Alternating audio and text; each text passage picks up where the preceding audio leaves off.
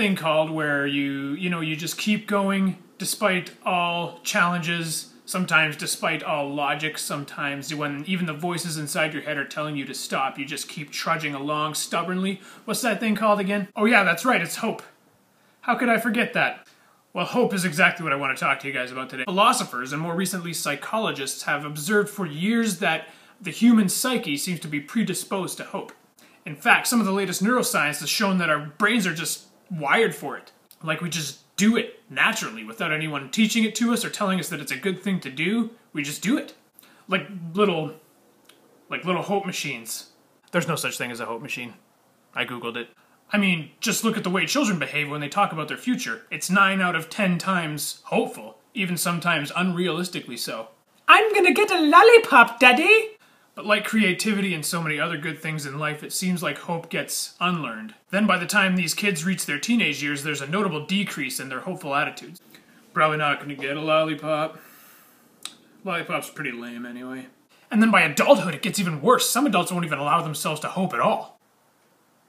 Lollipops simply don't exist, and if they did, they probably wouldn't be good for you. So what changes? What takes us from being a hopeful creature to becoming a skeptical, cynical stick in the mud?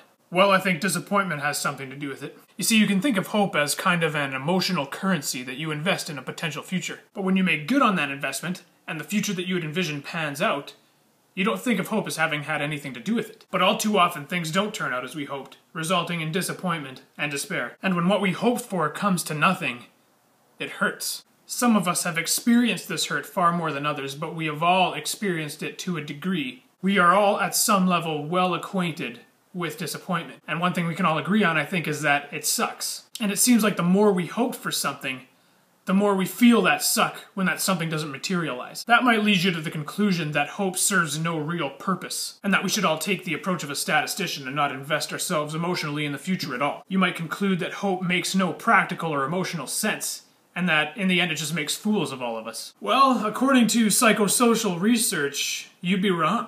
It turns out that hope makes total practical sense. A number of studies have shown that dispositional hope, defined as persistently envisioning a better future for yourself, is a statistically significant predictor of performance, both academically and athletically. All other variables held fixed, students with dispositional hope outperform their peers by a full letter grade, and hopeful athletes with no physical differences from their less hopeful counterparts outperform them time and again. So whether you're trying to survive organic chemistry, or say trying to win the bronze medal in men's Olympic hockey, it turns out that hope makes the difference. One reason cited for this is that hopeful individuals envision themselves possessing the object of their hope, and thus act and display attributes of one who already possesses it. It makes non-champions become the type of people that become champions, poising themselves for the success that has not yet been achieved. I've left a link for my source material down in my pants.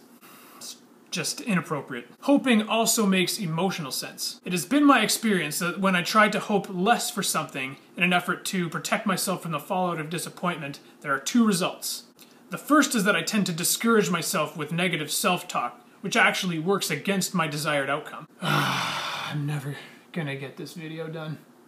And you know what? No one's gonna like it. And people are probably gonna hate me after I put it out, so... You know, I don't have time for this, forget it.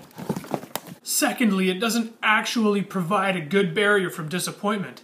If disappointment comes, you still hurt just as much. The only difference is that instead of grieving in a healthy way, we develop a hindsight bias that just draws us deeper into cynicism and apathy and steals our joy. I guess what I'm trying to say is that we should hope anyway, even though there are going to be disappointments on this side of heaven. Heaven? I'm glad you brought up heaven, because if hope provides us anything else in this life, it's that heaven actually exists.